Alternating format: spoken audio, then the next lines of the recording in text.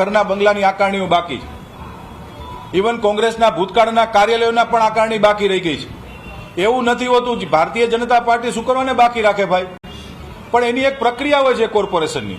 એ પ્રક્રિયામાંથી દરેક વ્યક્તિએ પાસ ઓન થવું પડતું હોય છે. ટીઆરપી કાંડ પછી જે બિલ્ડિંગોની અંદર જયારે બીયુ નહોતા ત્યારે પાર્ટી કોર્પોરેશન અટકાવી દીધેલા છે. ઇવન ધેન રાજકોટ શહેરનું આ સેન્ટ્રલ ઝોનનું પણ કમ્પ્લીશન નહોતું ત્યારે અટકાવી દીધું હતું. એનું કમ્પ્લીશન માટે ફાયર એનઓસી અને ફાયરના સાધનોની દરખાસ્ત આવીને ફાયરના સાધનો મૂક્યા છે.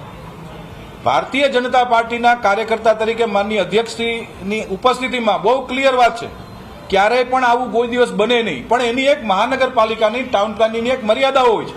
કોર્પોરેશનના નિયમ મુજબ આકારણી થઈ અને જ્યારે અમારી પાસે આવશે એટલે સેમ ડે આ પ્રક્રિયાને પૂર્ણ કરવામાં આવશે. કોંગ્રેસ પાસે બીજા કોઈ મુદ્દા નથી, એટલે આવો સાવ નાનો મુદ્દો લઈ કે જેની વહીવટી પ્રક્રિયાની પણ એમને ખબર નથી એવો મુદ્દો લઈને આવે છે. એમણે બીજા કામો ઉપર ધ્યાન દે તો વધારે સારું છે. આ ભારતીય જનતા પાર્ટીના કાર્યાલયનો જે મુદ્દો છે એ નિયમ મુજબ આકારણી થઈ અને આવી જશે એટલે સેમ ડે વેરો ભરાઈ જશે.